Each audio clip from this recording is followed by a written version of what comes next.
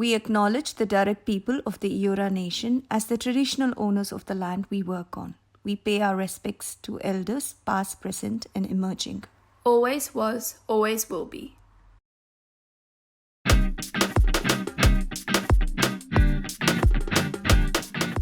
Hi everyone, welcome to our podcast Mindkshetra Talks Lost in Translation. We are a mother and daughter duo, Indian Australians living in Sydney.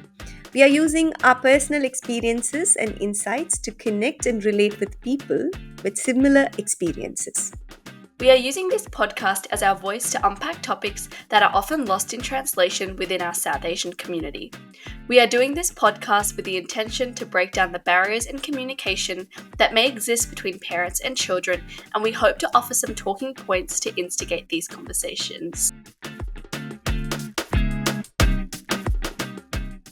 Hi everyone, we are back again for season 2, episode 5. Can you believe it? It's already down to the end of our year, and we have somebody special here. And we think amazing person. I'm super excited to be sitting next to her, and I'll tell you why it is amazing in a short time with a formal introduction, which Rithi is going to do. But yes, to start off this episode and introduce the topic, I was going to start asking Rithi. So I was on the train coming on the way. Yeah, we were on the train here. Yeah, and you know, I don't know, but Rithi is in the producing and filmmaking business, and often she gets a phone call. And on the train, as she picks up her phone call and she talks to the friend, I suddenly I was actually reading a book, and then I know that she was sitting next to me, and then I suddenly hear this accent, like, "Hello, how are you doing?" And my God. And then I'm like, "Who's this person who's sitting next to me?" I'm like, what is that accent? And then she puts the phone down, and then she talks to me as if she normally talks, and then I go, what is this accent about? And why are you doing this accent? And so, which got me thinking that when we are in public places, especially as women of color, people of color, we tend to be somebody different. Yeah. And we tend to put on something as a way of assimilating or not to be noticed. And I was thinking, how fascinating is that? How curious that we all become, and maybe somewhere there is this message we are sending out to other people that we want to fit in. Yeah. And at this point, I want to pause, and I'm going to invite Rithi to formally introduce you as to why we are starting this topic with this anecdote. And Rithi, just give me a little bit of, do you agree that your accent changes? Yeah, I do, but it's like, I call it like my white accent, and then my like and then my at-home accent, but it's not something I do consciously. I think it's just like a very like unconscious thing that I think happens. But to introduce you, we have Brenda Gaddi here. Brenda is a first-generation migrant from Manila, Philippines, and is the founder of Women of Colour Australia, also known as WOCA, a non-for-profit organisation that exists to champion the women of colour of Australia through a variety of educational programs, community support initiatives, and advocacy work. Brenda was also part of the inaugural Changemakers program, and most recently she attended the Women of Colour Executive Leadership Program, an important initiative that aims to enhance leadership skills, accelerate career growth, and support them on this journey, and overall enable women of colour to create lasting impacts in the workplace. How bloody brilliant.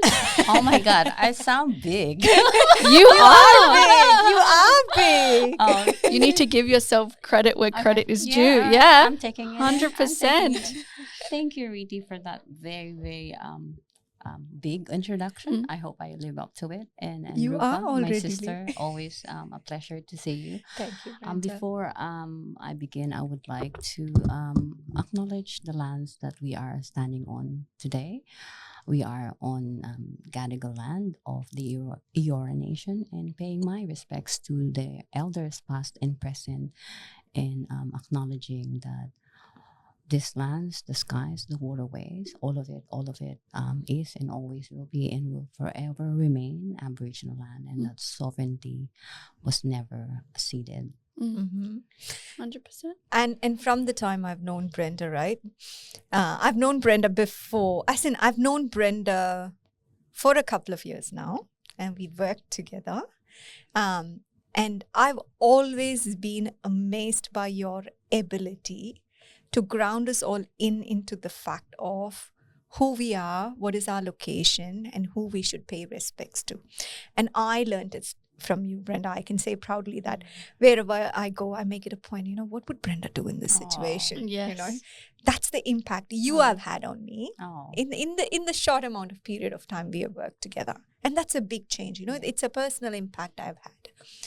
But to the listeners and to all of them who would watch this YouTube video, I want you to tell me why did you start WOCA, Women of Color Australia? Yeah, it's funny because we just launched the Women of Color Executive Leadership Program in Victoria, and I had to give my speech, and I ended it with a very personal anecdote of why I started this organization. And I think, Rupa, you know this organization is deeply personal for me.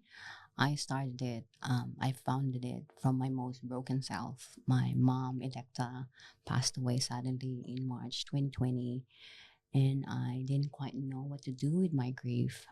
I was lost. But then in that darkness there, I think I heard her voice, and she was basically saying to me, "What are you doing?" And so I'm like, okay, I'm gonna get up. And obviously I had some therapy done, and found my way back to myself. And I wanted to, channel my grief into something meaningful, into something I hope she's proud of. And so from there, WOCA was born. And so really, WOCA is my giant love letter to my mother, or my nanay. What a beautiful statement. And so, yeah, it's deeply personal. And the other side of that is, the professional side of that is, I want to see more of us. Like, Kriti, I want you to be the CEO of an organization someday, or like Prime Minister, if that's one thing that you want to do. I want to see more Rupa with her accent and my accent in positions of power, because this is the Australia that we walk in, and I want it reflected back to us, to my kids. I have 4 kids, 2 of them are girls, and I don't ever want them to feel that they matter less. That's a very powerful story and a place to start an organization from. What do you think about why do we do these accents to fit in, like she said about the white thing? What is your take on it? Do you think we do it consciously? Probably not consciously. It's really for us to self-protect. Yes. Because when we move into spaces, again, it's that fight or flight response. Am I safe here? Am I going to be in trouble if I speak with my accent? So, you will code switch. Yes. Because you need to protect yourself. And so that's exhausting. That is exhausting. Oh, it's super exhausting. And that too, because we do it even without our consciousness. And it affects our way being of not, always thinking like we are walking this earth like we don't belong. And I know there's this powerful statement by Brené Brown who says, don't look for evidences that you don't belong, that you'll Because find you'll it, always we'll find find it. That's confirmation bias. Yes, yeah. And but it is fascinating. And I think, like you were saying, that you want women of power, like women of color, to be in leadership, and it's like, I'm so glad that there are people like you that exist that are championing that, because you are like the beacon of light that is shaping how women of color have positions of power in Australia. And I think I was reading your website as well, and you were mentioning that your mum was like a huge inspiration for starting Women of Color. And I think reading back on your website, you mentioned that she sort of hid away all the racism that she kind of experienced, like growing up as a migrant in Australia. Did you guys have any opportunity to talk about the racism you experienced at any point in your life? No. Wow. And because, she's of that generation we're in, it doesn't happen to me. Again, it's that internalized oppression. I'm not sure if, your audiences, or you, Riti, or Rupa, probably Rupa, familiar with the history of the Philippines. We were colonized for about 300 years by the Spaniards. Even the very name of our country, Philippines, it was named after King Philip, who never set foot in the continent, in the islands. And so for us, the internalized oppression is very strong. And that's going to take hundreds of years. I'm still doing it myself. I think it's going to be a forever journey for me. This unpacking of internalized oppression. when we talk about internalized oppression, especially when it comes to workplace and women, how does it affect them? Brenda, what have you seen? Going back to Women of Color Australia and the work that we do, we are very much an advocacy organization, as you would both know, but very much grounded on research. And so we had the first of its kind in Australia, Women of Color in the Workplace survey. Nothing quite like it exists in 2020. I'm like, 2020. oh my God, 2020. This is we're still not, we're still not mapping out the lived experiences. And so for us, when we rolled out the Women of Color in the Workplace survey, we uncovered what we knew all along as people of color, women of color, navigating mostly white ethnocentric workplaces. And that is, we're still being racialized in the workplace, we're still being tokenized, and all these other forms of oppression and wounding. So it's very much happening, and I really hate the term microaggression because there's nothing micro about it. It wounds your soul, it affects you. When I first came to Australia myself, this is 20 years, 30 years now, I still remember the day a white woman told me to go back to where I came from. Was this in 20? I don't know, 30 years ago. 30 years yeah, ago. I don't bear any ill will towards this person, but I still remember. And so, those are the sort of woundings that stay with you.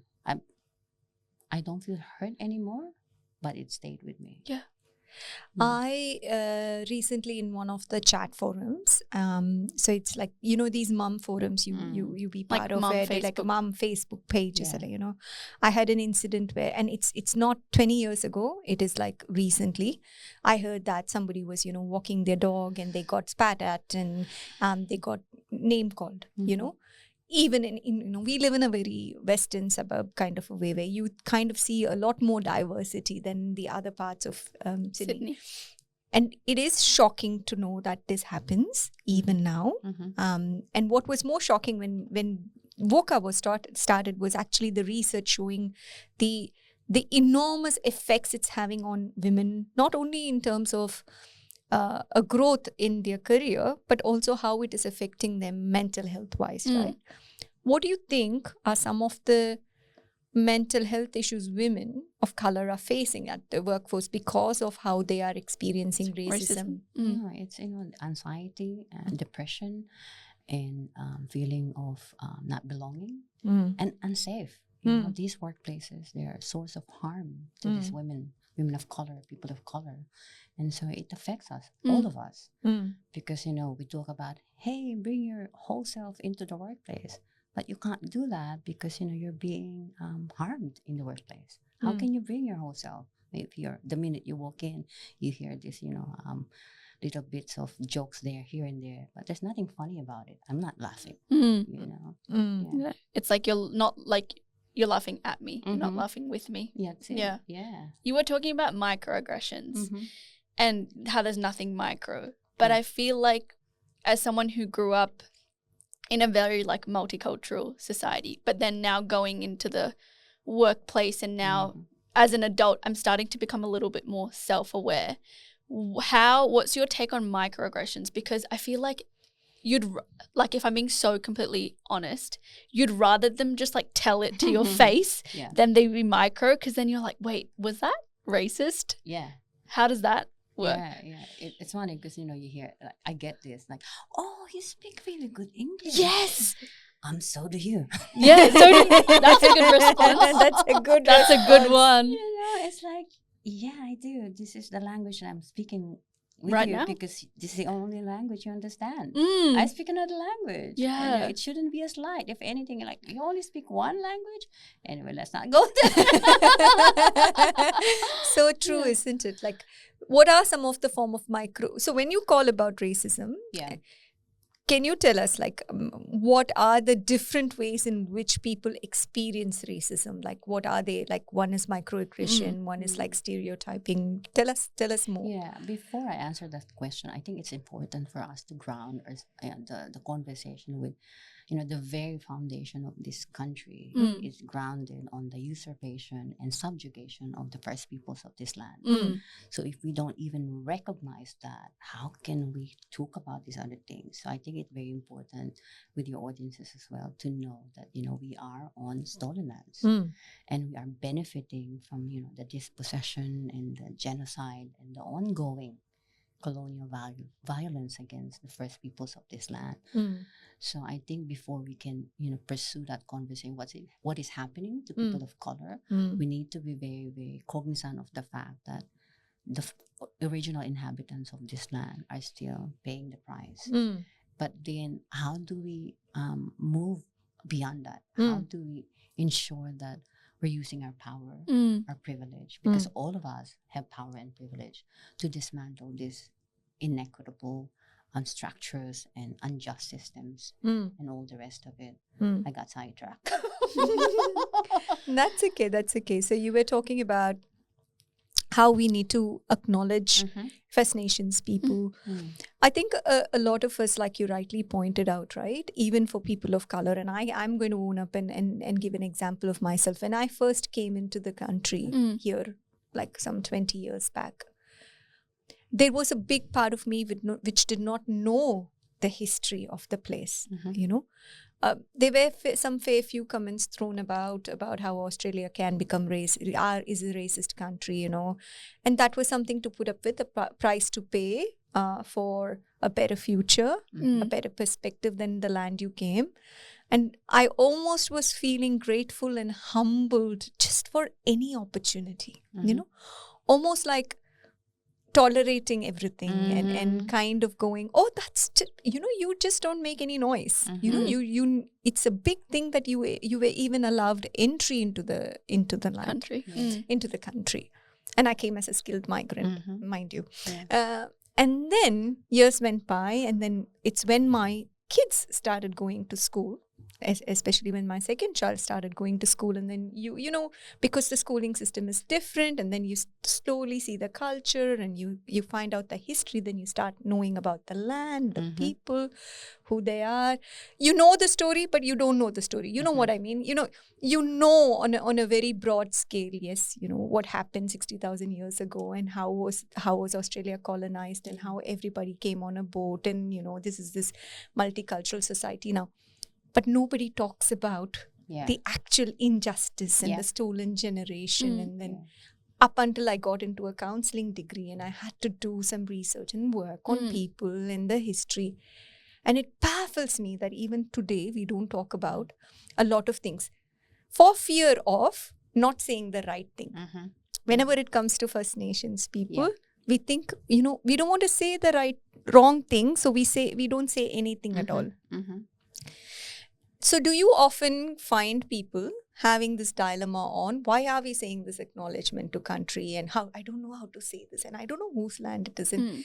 Have you faced a circumstance like that, and what would you tell and educate, and why is it so important in terms of our own grounding, our mental health, that we actually understand what has happened and give do acknowledgement to country and educate ourselves on whose land we are? Why do you think that is important? It's very important because it's the key to our liberation, and it's very important for us to acknowledge that we are here because they were dispossessed. And for me, coming from colonized lands myself, it's very important because I come here, I'm grateful for the opportunity, and you touched on this, Rupa, model minority, you don't, just follow the rules and assimilate and all those not good things, but, be a model minority. And for me, challenge that. And because that's where growth happens. That's where you find, okay, what can I do? I have agency. I am a change maker. I can change things in my own little way. But imagine all those little things, all of us doing the little things. That's where change happens. That's powerful. That's powerful. Yeah. Amazing. Yeah. I guess my question for you is going back to the different types of racism. How do you think colorism affects us?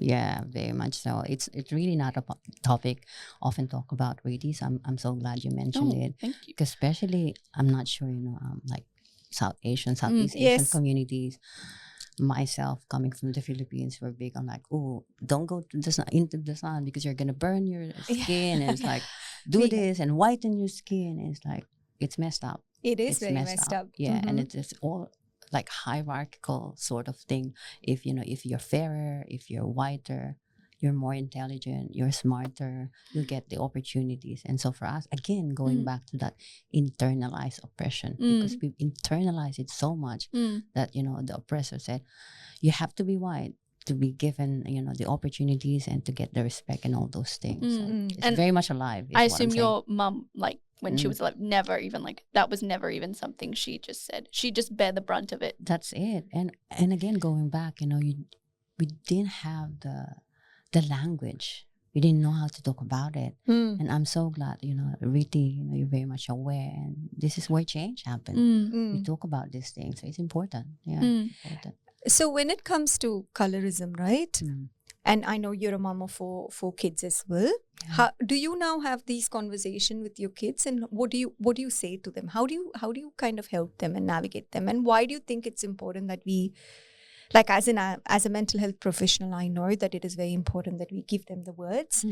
But what are some of the conversations you have had with we talk about it like dinner table. Like I have two daughters. The other she's 21 now. I remember she was I think year 8 or 9 or 10. I don't remember.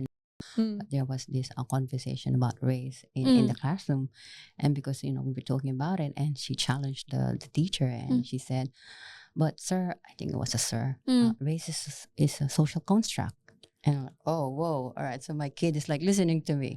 So we talk about these things and how it manifests, how it affects all of us. And again, going back to that colorism, I remember, this my daughter when she was primary school, and she came home crying because apparently one of the kids told her, your skin looked like poo. That really broke my heart. I had to go to the school and ask what is happening. And again, it's the ignorance. It's coming from a place of ignorance because the kid won't just learn that by himself. He's taken that from somewhere else, But Brenda, when we talk about it, right? When I talk to a lot of parents and they experience bullying, they say that, you just put up with it because you don't want to stir the pot. You're in a school, you're in Australia, like, you don't want to create any trouble, especially with young people, right? So most of the time, we kind of, sometimes as parents, we say, it's too much. And what would you tell those parents as to what the effect would be, or the long-term effect would be, and how actually it affects the confidence of people entering workforce at a later stage when we ignore these things, or we say, it's not a big thing. You just mind your own business, or you ignore, or something like that. It's damaging. It's damaging because you're asking your kid to swallow everything in, like put up with it, and it's not right because that kid would listen to you. And so for me, talk to the kid, educate yourself, because the minute you talk about these things and do it in a way that they will understand, age appropriate, obviously. But when you mentioned it, put up with it, it was like a dagger to my heart because you don't put up with it. You don't put up with it. But then when I say you don't put up with it, Riti, as somebody who was born and brought up here, do you think I talk to you a lot about colorism and racism? And how did you manage assimilating, or have you felt different? And or was your experience completely kind of, something different? Like you didn't face any of this? I think I definitely felt colorism because there was a lot of like, because within India there's different like cultures, and those different cultures are associated with different skin colors. And it was this thing of, oh, you're from this area, so like you're pretty white for this area. It's like, what does that have to do with it? We're South Indian, like what does that have to do with anything? And I think because I grew up in a very South Asian, predominantly like primary school, it was pretty, everybody sort of was in the same boat, but they all had their own different experiences. It was only until I went and started doing things where the majority was Caucasian, Mhm. that I was like, okay, maybe like there is something different. And I feel like even with a lot of the opportunities, like subconsciously, it was like, okay, are they not picking me because I'm a different skin color? And I feel like as women of color, there's just this unconscious bias that we have to work 10 times harder at Mhm. everything. To get half a star. Literally. And then even when you get picked, it's like, well, was I just the diversity hire? Mhm. Like, did they just pick me because they have to show they're Yeah. diverse? And Yeah. you're like, and the thing, I think that's what frustrates me, because it's like, I'll never You'll never know. know. Yeah. Yeah. Like, could it be for merit? Are we at that stage where we're respecting women of color purely for their merit? Oh my God, the merit talk. Merit is a myth, because In what way? look at the systems of power in Australia. Yeah. Politics, media, tech. It's all mostly white people, basically white people. Don't talk to me about merit, because chances are most of them would probably came from the same school. Like the Supreme Justice of Australia, fact check this really. A good majority of them came from the same school. That is not merit. No, That's like mates. Come on, you're Yeah. in. So yeah, you're in the circle. we don't start at the same starting line. So this merit thing is not a thing. So you just think that, especially people of color, women of color, just get it because to show the world. The organizations do it to. Brenda, when we talk about tokenism, right? Yeah. There seems to be a different understanding of what tokenism is. Mm-hmm. But when you go and talk to a workforce, or when you go and tell somebody else, or about tokenism, there's this confusion on what tokenism is. Mm-hmm. And again, it comes back to the fact that there is the language itself feels like, if I am giving you an opportunity, it's your own subconscious which is making you feel like you don't deserve it. Mm-hmm. And you're not a diversity hire, Mm-hmm. is what they tell you, but you know that. Yeah. How would you define tokenism? What is tokenism? Yeah, tokenism is being put in a position of power without the power. You're Okay. just there for the sake of, okay, there's this brown person, we need them to take this particular box, but you're not given any opportunity to affect change. Got Because- it. because you're just there like a display, and you don't want that. That's tokenism. Yeah. Okay. And in an organization, how does that happen? I know it. I just Yeah. want you to tell the viewers and the audience. listeners Yeah. how do you, like, give me an example of Yeah. it. We're very big now, diversity, equity, inclusion, and you would say it's mostly white people leading the spaces. Yeah. And then you go into a place, all right, that's a DI consultant person, but it's person of color. But then you go back to the executive leaders, and it's all again white people. So the very notion of diversity, equity, inclusion is not really happening, because that person is not given the authority to affect change. It's just there for the sake of being there, which is really heartbreaking. Because the foundation of diversity, equity, inclusion is all about dismantling these barriers. Yeah. And if you're not given the authority, the power to dismantle these barriers, then it's just tokenistic. True. And what do you think will you tell people who say Australia has changed? There's nothing like, all the workplaces are changing at the moment. There's actually not much of a, I'm treated well. I'm doing well. My colleagues, have just a little bit of fun. They Is make this a fun person my of color curry. saying Yeah, this? yeah, a person of color is saying this. They just make fun of my curry, but that's okay. I also call them, whatever. It's just all in good humor. They don't mean anything bad. Yeah. What do you think? What would your response be for that, Brenda? Yeah, I'll go back to that internalized oppression, because you're convincing yourself, I'm good. You're not. And so for me, really look inside yourself, because you say these things, but in your heart of hearts, it's not true. You're being racialized.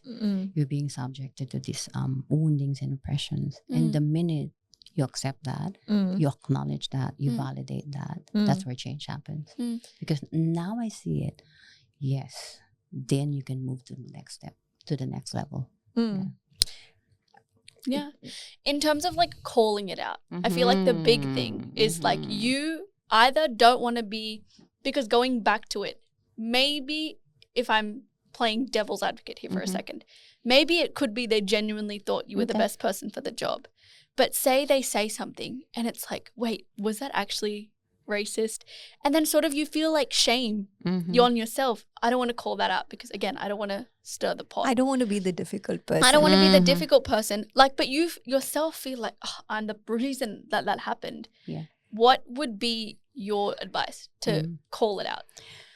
Calling it out, it's very hard, simply because most of the time, or more often than not, it's gonna backfire. So my advice is to sit with it, maybe 24 hours. Talk to someone you trust. Have that conversation. Like if you have a Rupa in your life, talk to a Rupa in your life, and just have that conversation, because as I've said, you know in your heart of hearts that this happened to you, and it's important to be able to verbalize that with someone who will not judge you.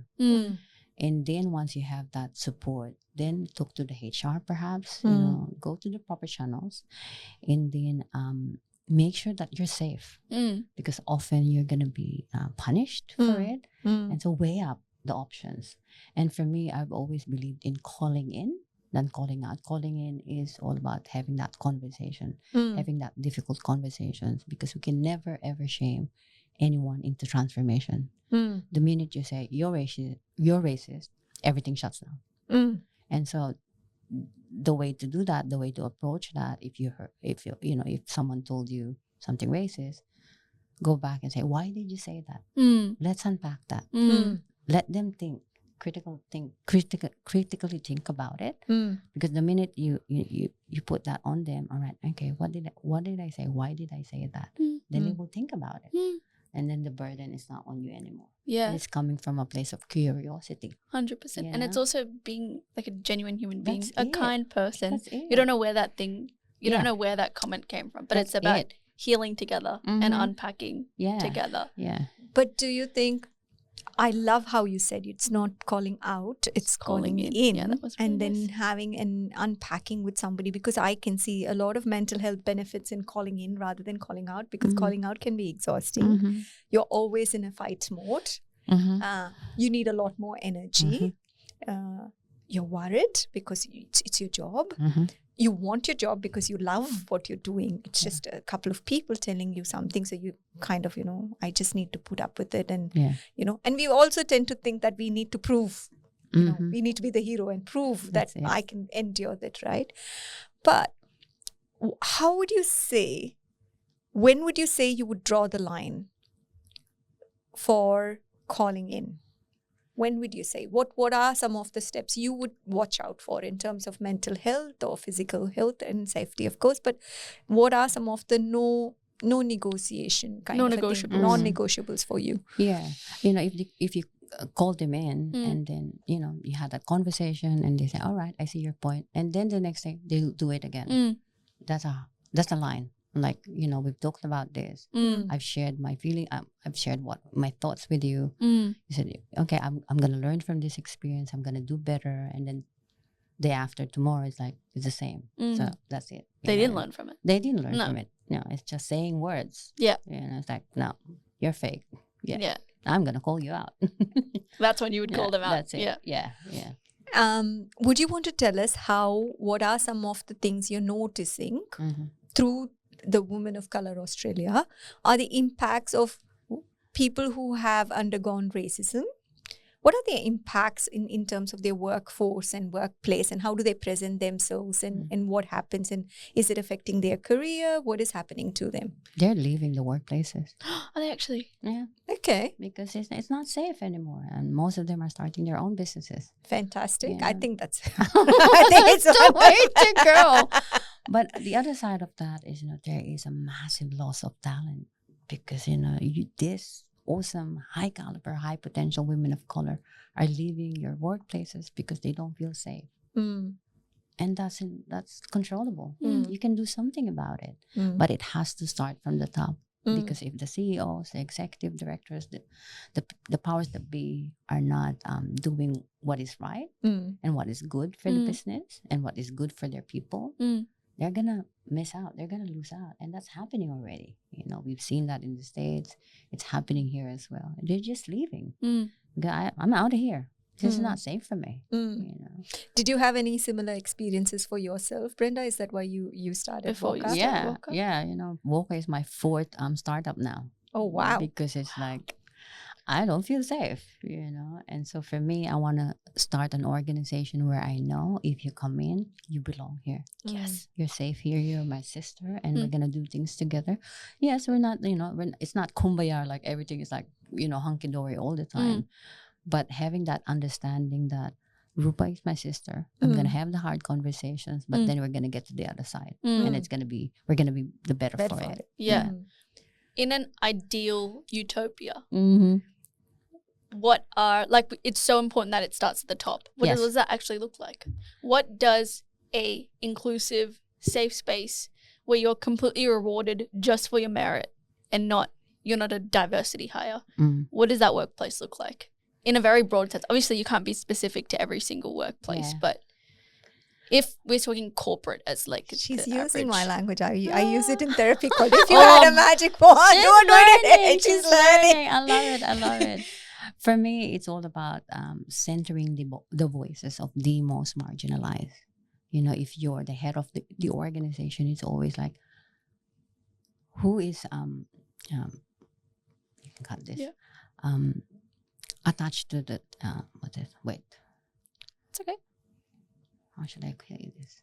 The people closest to the pain, because that's, you talk to them in a way that's not, you're not the boss. I'm here as a human being. Let's talk about it and let's have this conversation.